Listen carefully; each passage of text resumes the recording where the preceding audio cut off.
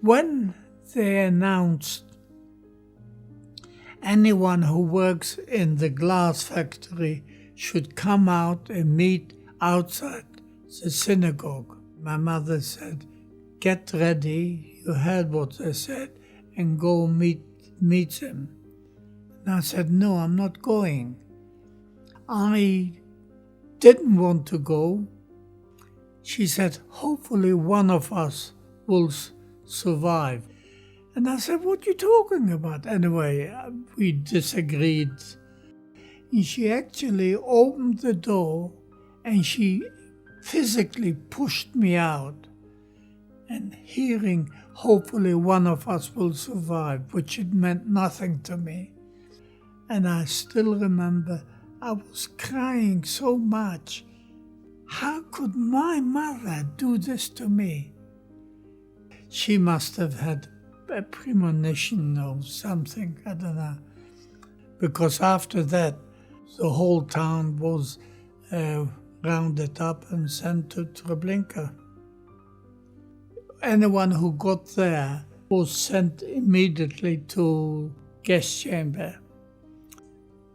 The trains went through the factory, and a lot of parents knew where we are, where the factory is, and they threw down letters by saying, again, "We love you, look after yourself," that sort of thing.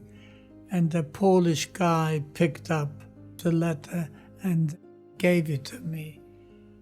I had that letter for a very, very long time, until Buchenwald. But it was hard. I mean, all the time that I was in the camp, very, very often I started thinking about what happened. And very often I used to think to myself, before they were gassed, before they were killed, did my sister, being with my mother, how did they feel? Did they knew what's going to happen? Yes, very often I thought about how their behavior the last hour or two or day. Yeah.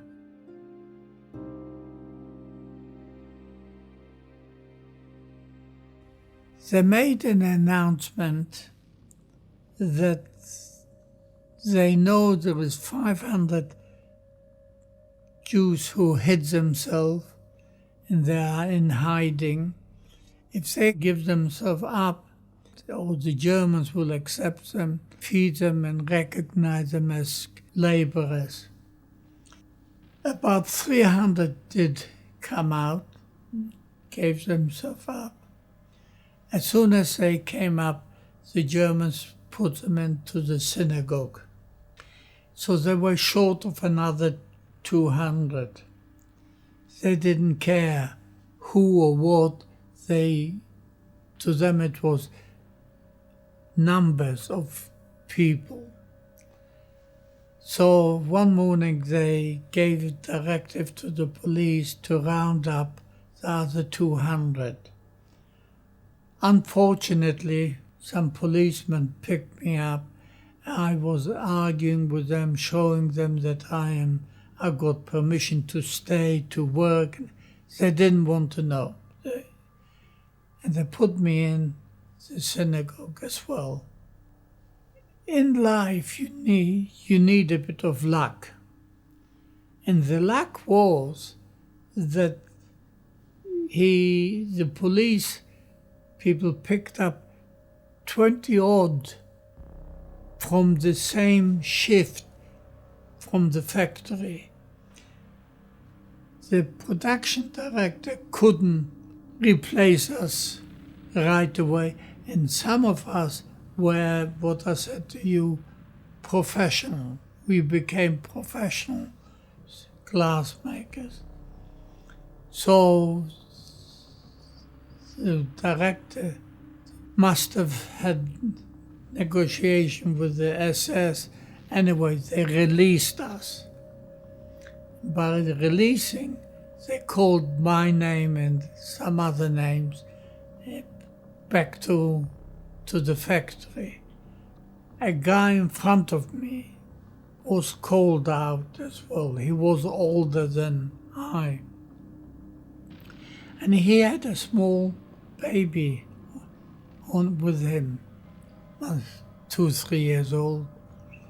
And the SS man said, no, you come out, the baby goes back to the synagogue. He had seconds to make up his mind. He made up his mind to go back with his son, back to the synagogue. A day later, they took them all out in the woods. They shot them all. So yes, I was saved by being a glassmaker.